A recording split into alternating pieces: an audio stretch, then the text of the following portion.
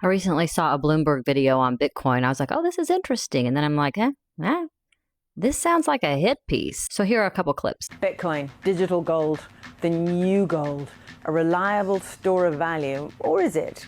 Look back over the last few months. The Bitcoin price is down 9% in a year, 16% or so over the last 6 months alone. And look at real gold, up 24% in the last 6 months, over 50% over the last year. We do know from the last few months that there is one thing that Bitcoin is definitely not, and that is a stable store of value. The reporter starts with kind of a mocking tone of Bitcoin being a reliable store of value, and then ends with the conclusion that there is definitely one thing Bitcoin is not. And then she changes her words a little bit and says a stable store of value. If you're going to put a knock on Bitcoin, it has a lot of volatility. It has more volatility than gold.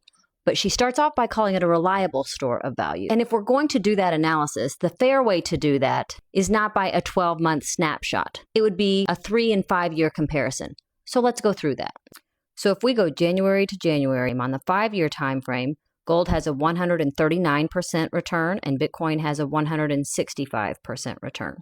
On a 3-year time frame, gold has a 134% return and Bitcoin has a 350% return. And because I know everyone's going to ask, let's do the 10-year. Gold has a 302% return and Bitcoin has over a 20,000% return.